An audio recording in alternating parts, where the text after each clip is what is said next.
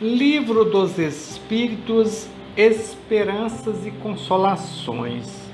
Livro 4, capítulo 2, Penas e Gozos Futuros.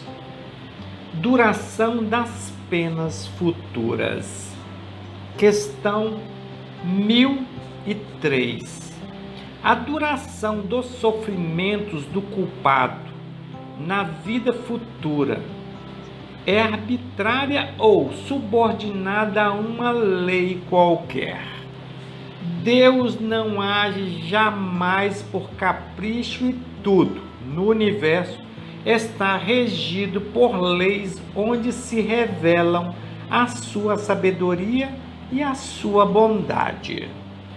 Questão 1004.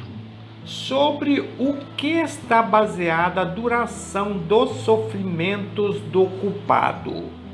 Sobre o tempo necessário ao seu aperfeiçoamento. O estado de sofrimento e de felicidade sendo proporcional ao grau de depuração do espírito. A duração e a natureza dos seus sofrimentos depende do tempo que ele emprega para se melhorar.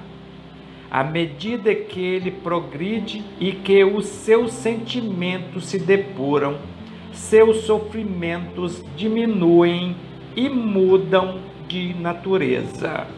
São Luís. Questão 1005. Para o espírito sofredor, o tempo parece tão longo ou menos longo como se estivesse vivo. Ele lhe parece ainda mais longo. O sono não existe para ele. Não é senão para os espíritos que atingiram um certo grau de depuração que o tempo se apaga, por assim dizer, diante do infinito. Questão 1006. A duração dos sofrimentos do espírito pode ser eterna?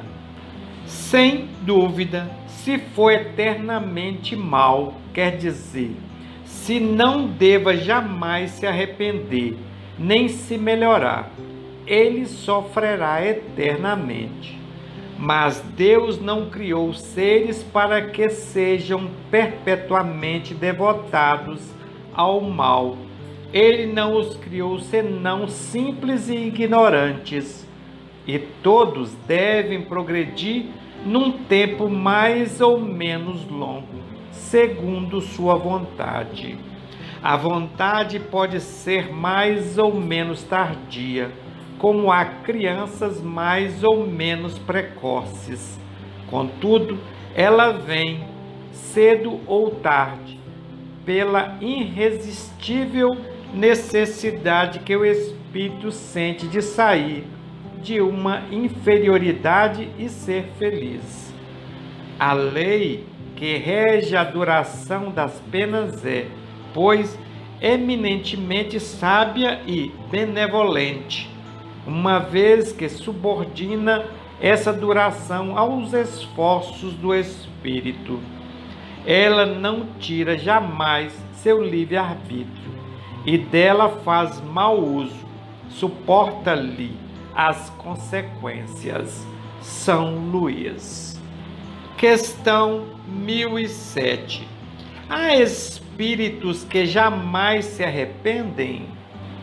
Há espíritos nos quais o arrependimento é muito tardio, mas pretender que eles não se melhorem jamais seria negar a lei do progresso e dizer que a criança não pode se tornar adulto. São Luís. Questão 1008. A duração das penas depende sempre da vontade do espírito e não há as que lhes são impostas por um tempo dado?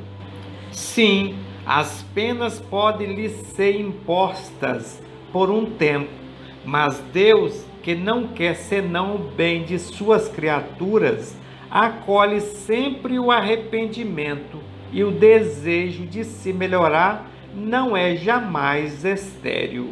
São Luís. Questão 1009. Segundo esse entendimento, as penas impostas não o seriam jamais pela eternidade? Interrogai vosso bom senso, vossa razão, e perguntai-vos se uma condenação perpétua por alguns momentos de erro não seria a negação da bondade de Deus, que é, com efeito, a duração da vida, fosse ela de 100 anos, em relação à eternidade? Eternidade? Compreendeis bem essa palavra? Sofrimentos, torturas sem fim, sem esperança, por algumas faltas. Vosso julgamento não rejeita semelhante pensamento? Que os antigos tinham visto no Senhor do Universo um Deus terrível, ciumento e vingativo. Isso se concebe, na sua ignorância, emprestaram a divindade às paixões dos homens. Mas não está aí o Deus dos cristãos, que coloca o amor, a caridade, a misericórdia, o esquecimento das ofensas no lugar das primeiras virtudes. Poderia ele próprio faltar a qualidade das quais faz o dever? Não há contradição em lhe atribuir a bondade infinita e a vingança infinita? Dizeis que antes de tudo ele é justo e que o homem não compreende sua justiça. Mas a justiça não exclui a bondade, e ele não seria bom se consagrasse penas horríveis, perpétuas, à maior parte de suas criaturas. Poderia fazer os seus filhos uma obrigação da justiça, e não lhes tivesse dado os meios de compreender? Aliás, não é o sublime da justiça, unida à bondade, fazer depender a duração das penas dos esforços do culpado para se melhorar? Aí está a verdade desta palavra, a cada um segundo suas obras. Santo Agostinho. Ressurreição da carne. Questão 110. O dogma da ressurreição da carne é a consagração da reencarnação ensinada pelos Espíritos? Como quereis que eu seja de outro modo? Essas palavras, como tantas outras, não parecem insensatas aos olhos de certas pessoas, senão porque as tomam ao pé da letra. Por isso, conduzem à incredulidade, mas lhes dai uma interpretação lógica, e aqueles que chamais livres pensadores as admitirão sem dificuldade, precisamente porque eles refletem. Porque não vos enganeis, esses livres pensadores não desejam mais do que crer. Eles têm, como os outros, talvez mais que os outros, sede do futuro, mas não pode admitir o que é contestado pela ciência. A doutrina da pluralidade das existências está conforme a justiça de Deus. Só ela pode explicar o que, sem ela, é inexplicável.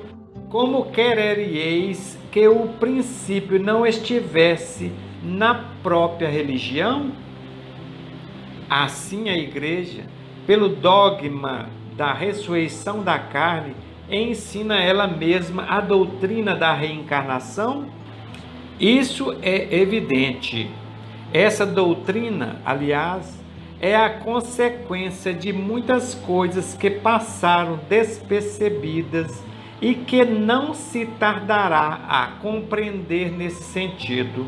Logo se reconhecerá que o Espiritismo ressalta a cada passo do próprio texto das Escrituras Sagradas. Os Espíritos não veem, pois, destruir a religião, como alguns o pretendem, mas, ao contrário, vem confirmá-la, sancioná-la por provas irrecusáveis. Mas como é chegado o tempo de não mais empregar a linguagem figurada, eles se exprimem sem alegoria e dão às coisas um sentido claro e preciso, que não possa estar sujeito a nenhuma interpretação falsa. Eis porque, dentro de algum tempo, tereis mais pessoas sinceramente religiosas e crentes do que as que tendes hoje. São Luís.